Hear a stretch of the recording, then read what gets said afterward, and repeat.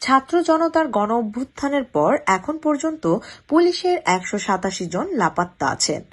এ তালিকায় উচ্চপদস্থ কর্মকর্তা ছাড়াও বিভিন্ন স্তরের পুলিশ সদস্য রয়েছেন।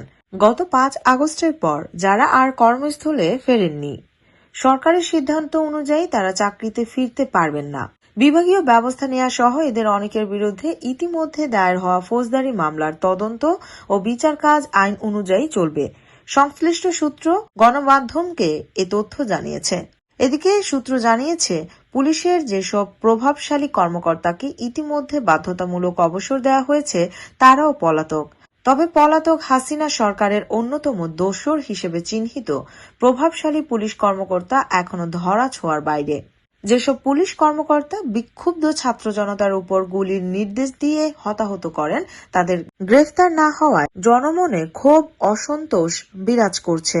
বিশেষ করে গ্রেফতার নিশ্চিত না করে যারা তাদেরকে পালিয়ে যাবার সুযোগ করে দিয়েছে তাদের বিরুদ্ধেও ব্যবস্থা নেওয়ার দাবি জোরালো হচ্ছে। তথ্য অনুসন্ধানে দেখা গেছে, পুলিশের পলাতক কর্মকর্তাদের তালিকায় শীর্ষে আছেন ডিএমপির সাবেক অতিরিক্ত কমিশনার ডিআইজি হারুন ওর রশিদ। এখনো চাকরিচ্যুত নন। পুলিশ সদর দপ্তরের এই তালিকায় তাকে ১ নম্বরে রাখা হয়েছে। ৫ আগস্টের আগে পরে সংঘটিত আইন শৃঙ্খলা বাহিনীর গুলিতে হতাহতের ঘটনায় দায়েরকৃত মামলায় আসামির তালিকায়ও তিনি শীর্ষে।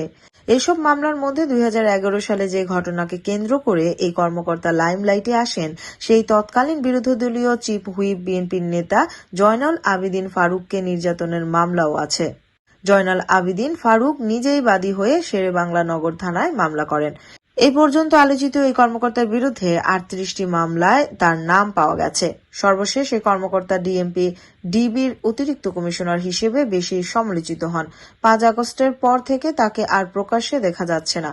রাজনীতিক সহ আলোচিত বেশ কয়েকজনকে দুপুরের খাবার পরিবেশন করে সামাজিক যোগাযোগ মাধ্যমে প্রচার করে সমালোচিত হন হারুন। এক পর্যায়ে ডিবি কার্যালয়কে হারুনের ভাতের হোটেল হিসেবে অনেকে ব্যঙ্গ করতে শুরু করেন, যা সামাজিক যোগাযোগ মাধ্যমে ভাইরাল হয়। পুলিশ সদর দপ্তরের পলাতক তালিকায় ৫ জন আলোচিত অতিরিক্ত ডিআইজিও আছেন। তাদেরকেও কর্মস্থলে অনুপস্থিত হিসেবে দেখানো হয়েছে। পলাতক পুলিশ কর্মকর্তাদের মধ্যে দ্বিতীয় সারিতে আছেন ডিএমপির সাবেক অতিরিক্ত কমিশনার বিপ্লব কুমার সরকার।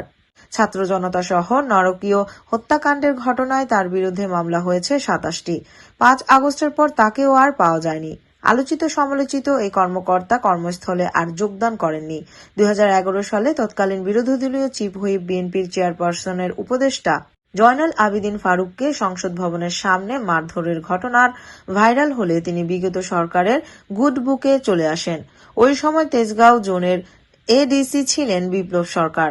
এরপর আর তাকে পেছন ফিরে তাকাতে হয়নি। দফায় দফায় পদোন্নতি সহ গুরুত্বপূর্ণ স্থানে চাকরি করার সুযোগ পেয়ে যান। যে কজন পুলিশ কর্মকর্তা সরকারের শীর্ষে অবস্থান করছিলেন তাদের মধ্যে বিপ্লব সরকার অন্যতম। প্রায় ১৩ বছর পর সেই জয়নাল আবেদিন ফারুককে মারধরের ঘটনায় আলোচিত সেই হারুন বিপ্লব জুটির মামলাটি করেন জয়নাল আবেদিন ফারুক নিজেই।